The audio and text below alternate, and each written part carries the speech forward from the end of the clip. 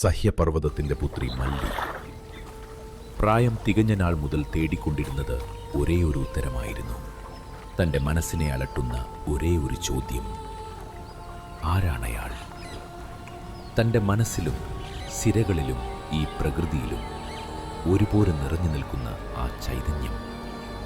കാടുകളും മേടുകളും ഒരുപാടലഞ്ഞാവൾ അവസാനം തന്നിലെ പാതിയായി ആ ചൈതന്യത്തെ സ്വയം തിരിച്ചറിഞ്ഞു.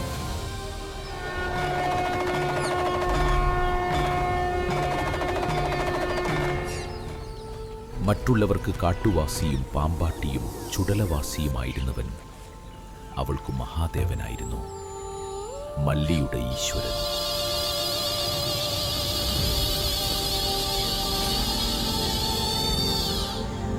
മല്ലിയുടെ ഈശ്വരൻ അവന്റെ ഭക്തർക്ക് മല്ലീശ്വരനായി. ഭവാനിയും മലകളും മരങ്ങളും കാറ്റും അവരുടെ പ്രണയത്തിന് സാക്ഷികളായി. ഇന്നും അട്ടപ്പാടിയുടെ കാറ്റിൽ മല്ലിയുടെയും മല്ലീശ്വരന്റെയും പ്രണയമർമ്മരങ്ങൾ കേൾക്കാം ഒന്ന് ചെവിയോർത്താൽ. കാലത്തിനും മേലെ ആ ദിവ്യപ്രണയത്തിന്റെ സാക്ഷിയായി മല്ലീശ്വരൻ മുടി മാടി വിളിക്കുന്നുണ്ട്.